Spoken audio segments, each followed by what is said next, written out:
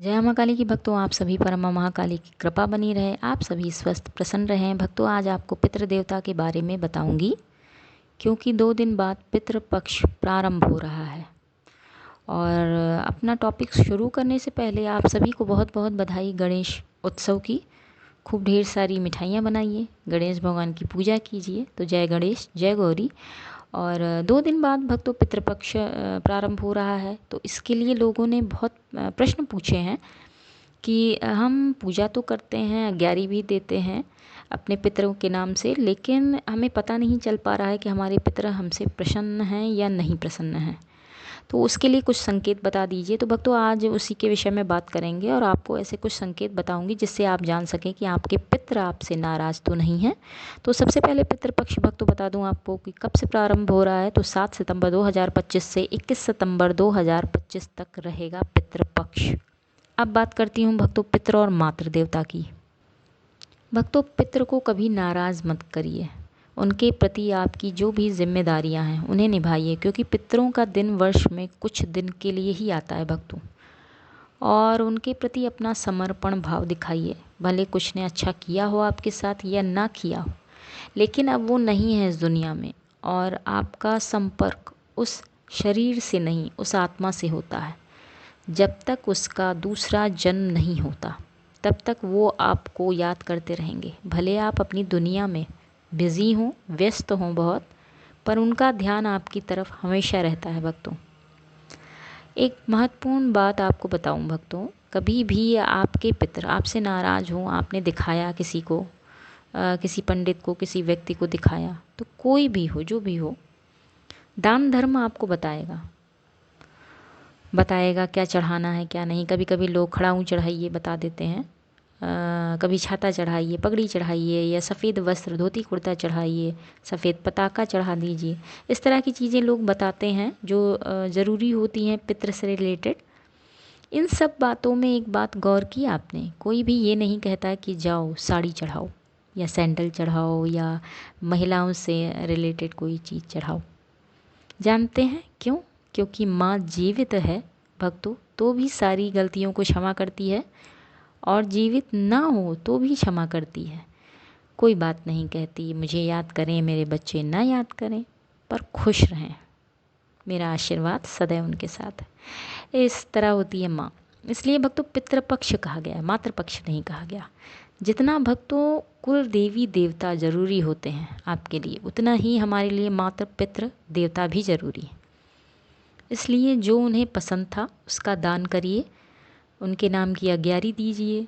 जितना आशीर्वाद उनका आपके साथ है और जितना ईश्वर ने आपको सामर्थ्यवान बनाया है, वो सब दान पुण्य करिए आप।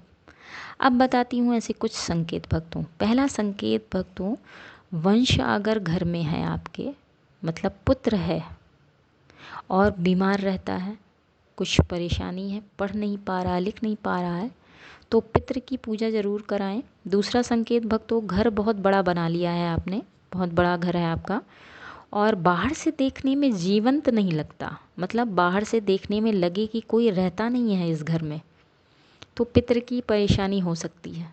दूसरा, घर की दीवारों में अगर बड़ी बड़ी लकीरें बन गई हैं, जैसे दीवारों का चिटक जाना, तो भी भक्तों ये पितृ की समस्या होती है। तीसरा संकेत, बच्चों की उम्र हो रही है पर विवाह तय नहीं हो रहा है, या तो फिर विवाह हुआ ही नहीं है, तो भी ये पितृ की ही परेशानी होती है भक्तों। चौथा संकेत, जब भी अग्यारी या हवन देंगे पितृ के नाम का, जल्दी अग्नि का प्रज्वलित ना होना, और उस समय कहीं विवाद उत्पन्न हो जाना, घर में झगड़े होना। जो आपने सामग्री चढ़ाई है अग्यारी में, हवन में, उसका बिल्कुल वैसे ही रखा होना, जरा सा भी उसका उनकी तरफ से ग्रहण ना करना, मतलब जलना नहीं उसका। पांचवा संकेत, पितृ अगर नाराज हैं तो कुल देवी प्रसन्न नहीं होंगी भक्तों, क्योंकि पितृ अपनी परेशानी कुल देवी से ही कहते हैं कि वो मुझे पूछ नहीं रहा, बच्चे पूछ नहीं रहे हैं, या ऐसा है, और उनका भला मत करो, क्योंकि पितृ हमेशा कुल देवी से ही अपना जो भी अपनी परेशानी है या अपना दुख है वो कहते हैं। छठा संकेत भक्तों, पितृ अगर स्वप्न में रोते हुए दिखें आपको, तो भी पितृ नाराज होते हैं। और उनको शांति नहीं है उनको। और अमावस के दिन अगर ध्यान करिएगा, अमावस के दिन अगर घर में झगड़े आपके हो रहे हैं अचानक से बार बार, तो भी ध्यान दीजिएगा पितृ की शिकायत तो नहीं है कहीं। सातवां संकेत, अगर पितृ नाराज़ हैं भक्तों, तो कौवा कभी आपके घर में नहीं आएगा, वो भी पितृपक्ष में। वैसे तो आए, पर पितृपक्ष में कभी आपके घर आप रोटी रखेंगे या वैसे ही छत पे जैसे बैठ जाते हैं आकर के कौवे, तो वो नहीं आएंगे। और ना ही आपके दी हुई आपके हाथ से कोई सामग्री लेंगे। भक्तों, पितृ को बताया गया है कि कौवा जो होता है वो पितृ होता है। नहीं भक्तों, कौवा पितृ नहीं होता, कौवा संदेश वाहक होता है पितृ का।